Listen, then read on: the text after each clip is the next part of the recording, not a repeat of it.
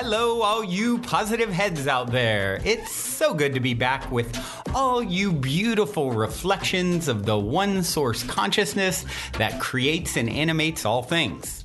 If you're new to this podcast, of course, we are super happy to have you here, and we just ask that you bring an open mind and heart to your listening experience and to be prepared to explore vantage points that I'm convinced will help shift or solidify your current understanding of the ultimate nature of reality. While listening, you'll be exposed to inspiring, empowering, and unifying perspectives that I'm highly confident will yield stellar results in your life if you opt to try them on for size. Also, at optimistic.tv, we have officially begun releasing the first few episodes of our new late-night style, consciousness-elevating video variety talk show, Optimistic, which features live visionary art, soul share interviews, retreat guests here at the Mystic Manor, as well as live musical performances. I'm also super excited to announce that we are currently making plans to release the rest of Season 1 on my personal favorite online streaming service. So stay tuned to optimistic.tv to follow the unfolding development of this exciting Optimistic expansion, as we'll be posting more info and release dates there soon. And in the meantime, be sure to check out, of course, the first few episodes at optimistic.tv as well.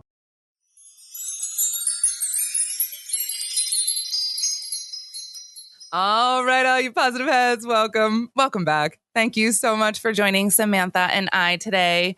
We have a very interesting topic to talk about today. I got an email from one of our listeners who is had an obstacle come up in her relationship, and she was kind of blindsided by it. And it's, I know, something that is common. It happens a lot in relationships. And so we're going to talk about it. And basically, I'm not going to read the email because it's personal and I want to keep it that way for our listener. But we are going to talk about this in general. And basically, this listener has been in a relationship for quite some time, and it's a serious relationship. And she just learned that he has a pornography addiction, and she feels betrayed and blindsided and never really saw this coming. And this kind of thing happens in relationships a lot, where we learn something new that's been hidden about our partner, and it's really hard to deal with. So we're going to talk about it. Yeah, first, for our listener, thank you so much for reaching out and for sharing with us what you're going through and how it's challenging, and just acknowledging that and allowing yourself to be open. I feel like that's really admirable. And so thank you so much. We loved reading your email. And first, I want to just say, the pornography conversation it's a little taboo. And so a lot of people don't learn about it. They don't get to talk about it, and they don't have good resources on it. There's a division in terms of what people feel and think about it. So what I want to preface this show is my opinion, Erica's opinion. It's not the right opinion. It's really our opinion and how we view things, and how, this is really just our own perspective. However, my intention for this call is to give tools and tips on how to navigate the triggers that can come up, and how to have the conversation that comes up when feeling betrayed or lied to, or like something's hidden from you in any regard. And then we'll just personally tailor it to the pornography conversation. Sure. So what I want to say is, I actually was in this situation when I was maybe like 16 years old, and my partner was hiding it from me, and I didn't have the tools on how to handle it. So I just blew up, and I found his magazines, and I tore up the pages, and I threw it all over the apartment. So when he got home, he could see how mad I was. And I think I took the other part of the book and I threw it at him. And I was just, you hurt me, and you did this, and I can't believe you would do this. And how could you do this to me? And you hurt me, and you betrayed me, and you lied to me, and da-da-da-da-da. Didn't go well. Now I recognize that was not the best way to handle it. And there are definitely much more effective ways. And first off, it's to recognize that, he's probably not doing it to hurt you. That's the first thing, especially if it's an addiction. He's absolutely not doing it to hurt you. It's not about you. And it's not about anything that you did wrong or anything that you're not good enough. That's a big thing. Yeah, because a lot of people's first reaction is, "Oh, I'm not sexy enough. I'm not beautiful enough. He doesn't like me enough, so he needs to look at this." And we internalize it and make it about us. And really, it's not. It isn't about us. That trigger is there for you to see how your stories, like that's about you. The way that you internalize it and interpret it, that's about you. But the fact that yeah, a lot of men have an addiction to porno, it is a deeply there's something deeply ingrained in the collective, especially in men, where they're so cut off from their healthy masculinity. And there is this like toxic masculinity. There's these patriarchal values. There's degradation of the feminine. There's all these different like undertones that are playing in. And a lot of men, it is an addiction, and it's something that they probably are not proud of. I can imagine your partner didn't tell you because he's probably not proud. He probably has shame and guilt about it. He didn't want to hurt you. And I imagine he probably doesn't want to have that addiction. Right. Yeah, for sure. And what you just said there about this being a part of our collective, unfortunately, it is. We have been programmed by society to be this way. And a big part of it, and I've talked about this in other shows, but our sexual power is like one of our greatest powers that we can work with the universal energies. And when that power is distorted, everything goes awry, right? And so I feel like, unfortunately, this is what's been happening in our society is it's a piece of taking our power away by really making sex something dirty and ugly. And for me, that's what pornography is. It's making something sacred ugly, because sex is a sacred act. And I feel like these men that do have a porno addiction, it's not even about the porno. It's about love. It's about really wanting like affection and love and needing that for themselves. And it all comes down to this energetic distortion that has been programmed into them, unfortunately. Yeah, absolutely. That's so well said. And also, there are a lot of psychological studies that have been and are being done on pornography in the brain and the addiction centers, and how it is there are negative repercussions and negative effects on the brain, especially young boys. Oh, yeah. It really there really are negative effects. And so for anybody who maybe is a woman or a man, that it's you or your partner, you can read these research studies and read these papers and bring them compassionately to your partner to understand that most boys, there's a lot of pressure to have sex and get laid when you're young. There's a lot of social pressure to be a slut and to have a lot of notches on your belt. And there's also pressure from women to be like good in the sack, or like to, like know what you're doing. And so young boys don't have the resources to like go to their parents and ask, or go to the library and pull out a book, like where, so they mostly go to porn originally to learn. And because of how intense it is and the stimulation of it and seeing sex and like the acts and the sounds and the noises and all of that, there is a stimulatory effect on the brain that's like releases endorphins, and it does stimulate the nervous system and stimulate the neuroendocrine system, that like your body, it's almost like you're there, but you're not. And you do get addicted to this and attached to this. And what's really challenging is that young boys are learning from porno, but that's not how it actually is, right? And so then when they show up to be intimate, they don't know how to actually connect. They think that they're supposed to perform like this. They think that women are supposed to act like how they act. And it's like if you just go and eat lettuce, it's not like that there's not that same flavor. But if you have like a salad with all of these like sugary ingredients and these dressings and all of this stuff, you're like, your taste buds get associated, addicted to that. Well, what pornography does is it makes sex less stimulatory than the pornography version of sex. And so they're like not getting that same fix. And so it is negatively wiring the brain in a way that it's just overstimulation. It's like cocaine, or it's like junk food. It just does not promote a healthy neural connection. And so with all that said, I'm not for pornography. I don't think it's helpful. However, people that are addicted, like, again, the word that comes up is compassion, recognizing that this is like an addiction and it's not a healthy one. And it's one that there is probably shame and guilt around, and how taboo and hidden it is. And it's a shadow aspect. And so I feel like one of the best ways to interact in that situation would be to just like really come from your heart and ask questions, and like just understand your partner and have that unconditional love, and really like understand where this comes from and how you can support, and like allow him to open up to you and create a safe, or her, and create a safe environment for them to trust that they can share with you rather than being judged or condemned, or betrayed by you freaking out at them. It's like, how can you come together and be a loving, supportive partner through this challenge? Yeah, I think understanding the why enables you to have more compassion for the matter, and also forgiveness too. Because when you understand the why, and that it's deeply something within them and it's not about you, then yes, you can understand and have compassion and forgiveness, because no one's trying to hurt you. And, in relationships, it's very interesting. We can talk about so many ways in which we feel our partners are maybe doing something to us or hurting us. And it's never about us.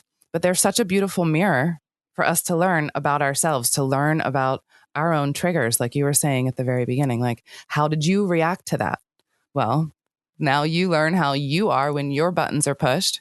And then how can you decide to react differently next time, right? How can you remind yourself, okay, take a deep breath. What is this within me? What's your why? Why is this triggering you? Yeah. And then together, this is why relationships are beautiful, because this is how we grow.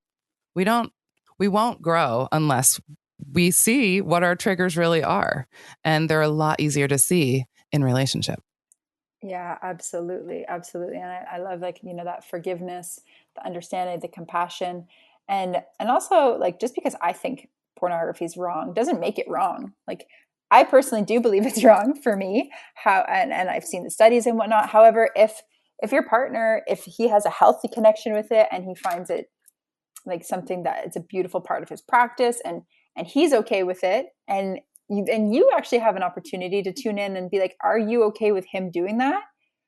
And why or why not? And if it's because you feel ugly compared, or you then feel like you make it about you, then that's a really beautiful opportunity, like Erica just said, to go in and see your own triggers. Because if it's not affecting the relationship, if it's not becoming a problem in his life, then maybe it's okay. And maybe you can learn to grow and develop the confidence in yourself to trust that this is something that your partner likes to do on the side. And, you still feel valuable and beautiful and sexy, and you still have that physical connection together. So really, there is no right or wrong. It's just how you feel about it. The one thing that I do think is wrong, and this I would say borders on it would be considered abusive, is if your partner forces you to watch porn together while having sex. That is not okay if you do not feel okay with it. If you do not want to do that, and your partner is forcing that on you, or making you feel guilty for not wanting to do that, or pressuring you, that gets to be a clear boundary that you assert, because that can be very, very toxic for you, and that can lead to many other challenges. And so really, it's really about, you knowing your boundaries, tuning into your own triggers, and having like that critical, compassionate, open, authentic conversation. Yeah, that's very important. The boundaries in the relationship, not allowing their thing to affect you. That's super, super important. But one of the other things I was thinking about when you were just talking about that is that we could take someone with a porn addiction and think about it differently too, and maybe present different ways that they can explore sexuality in healthier ways. So maybe talk about sacred sexuality and tantra and things that you can do together as a couple to really ignite these energies together. And then those endorphins that Samantha was talking about that used to come from porn can come from the two of you together when you do the work. And that can be really, really exciting. So you can take this as an opportunity to make it something new and beautiful.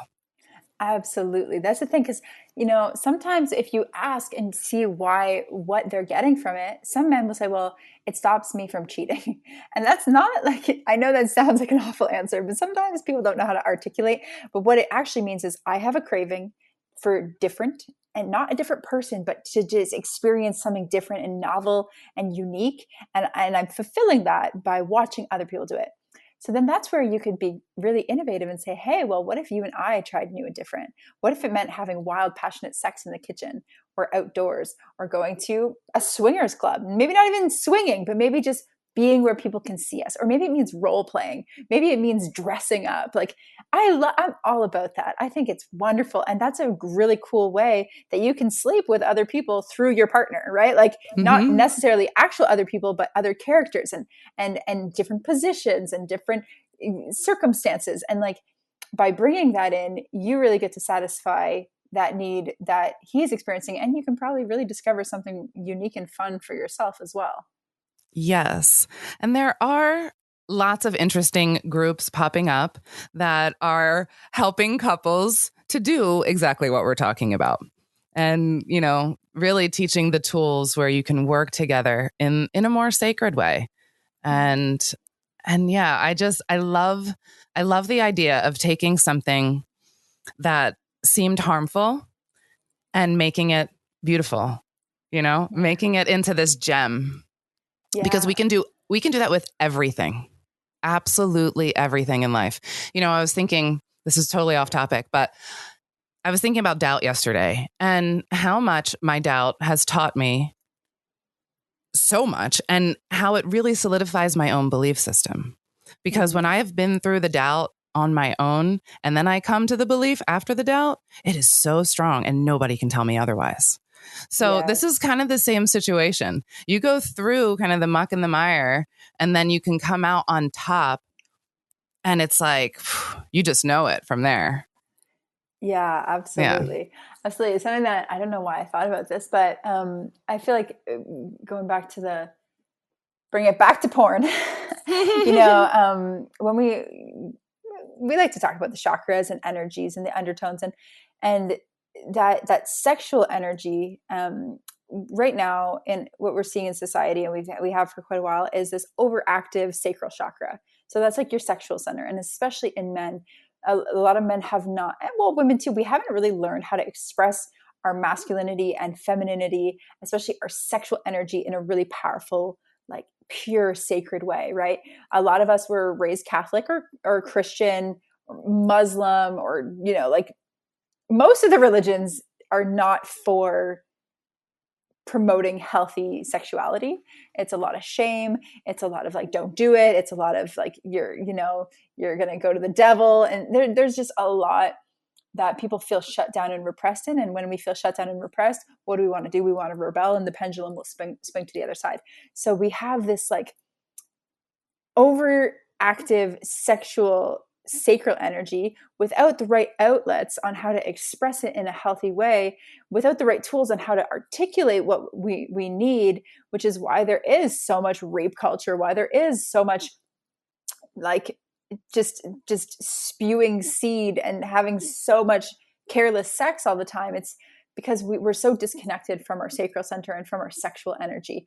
And so it's much more it's a bigger conversation than just like watch porn or don't watch porn.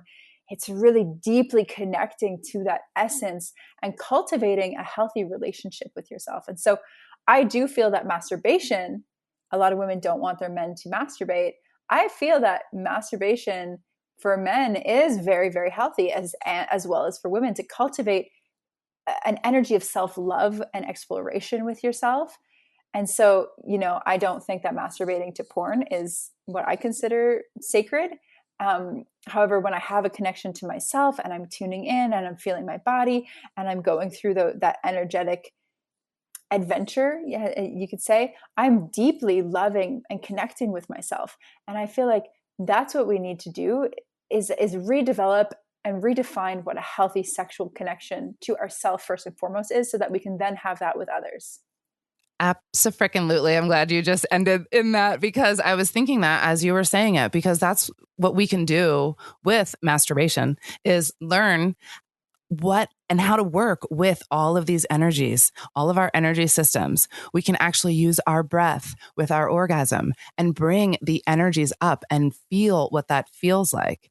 And when we can do that with ourselves and use it with intention too, to be able to send out so much love to the universe, it gets more intense when you do that, by the way. So when you can do that with yourself, then you learn when you're in partnership what it feels like if that's not quite right, right? Because a lot of times, like say you are vibing like so high in your heart center, and that's where your vibe is, but your partner's blocked and he's down there and he's kind of like more in the sacral center, and that's where his vibe is. Well, if there's different ways that this can work out, but there's always an energetic transfer there. And if there's a blockage, that energy can't come up all the way to the heart center and further. And so I think it's really important that we know that if we are picking a partner, if this is something that they want to work through, can work through, and if we're willing to work through it with them, because ultimately we have to, it's the boundary thing again. This is my energy system, and how much of my bank am I willing to give away? Right? Mm-hmm. Because when you're heart centered and you're giving love, but never getting anything back, right? Because that person energetically is blocked there. And this is energetically, I don't, so remember, I'm speaking energetically. But it's an energetic depletion that you will start to feel over time, and you won't know what it is. But look at this, look at your sexual interaction, because it will either elate you or deplete you.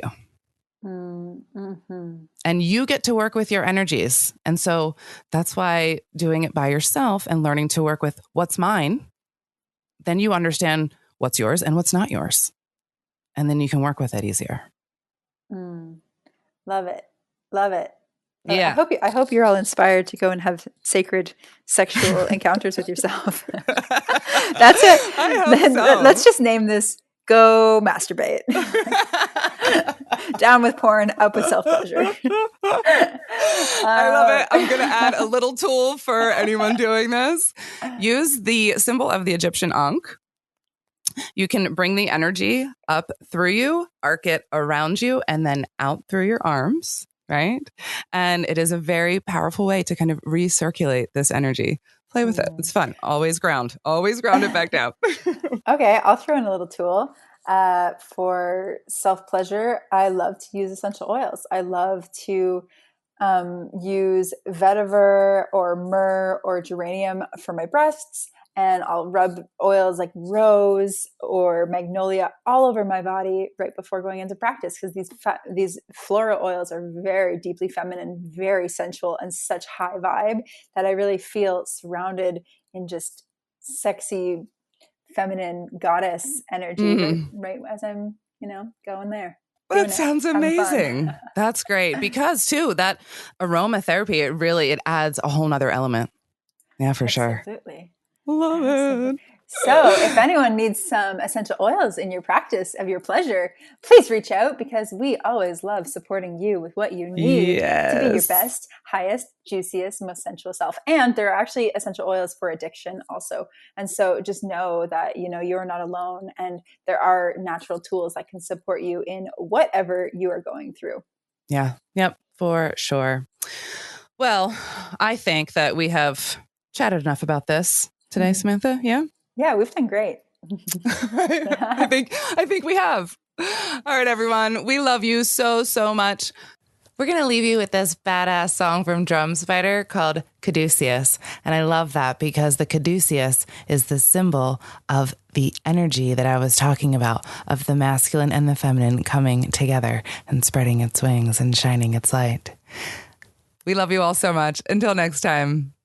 Also, before we cue up today's song, I wanted to remind you about the game with the universe on our website, where you can choose the first number that comes to your mind and it'll pull up that episode number of the podcast. I've been saying this is a great way to co-create synchronicity and magic with your higher self for quite some time. And if you go to positivehead.com/universe, there is a super fun and simple interface to play this game with your higher self. I firmly believe just by setting the intention to play in this way, it opens up the door for magic, and it's a synchronistic way to hone in on nuggets of wisdom out of the huge catalog of episodes that are specifically appropriate for you at this time in your journey to becoming the next greatest and greatest version of yourself.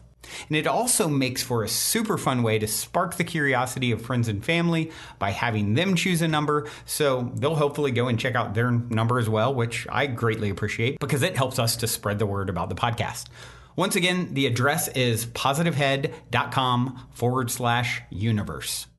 And as a quick reminder, if you're curious to learn more about Purium superfoods and why I take them almost every day, be sure to also check out positivehead.com/transformation.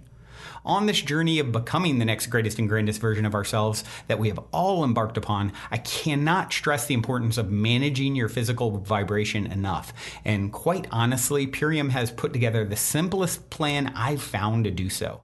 I have my favorite, the appleberry shake, at least 5 times a week. Once again, to learn more about the Purium transformation, go to positivehead.com/transformation. Or if you want to keep it simple and just try out my favorite, the appleberry shake, you can go straight over to ishoppurium.com and be sure to use code positivehead for 25% off. I'll spell that for you. It's ishoppurium.com. And be sure to use your Positive Head 25% coupon code.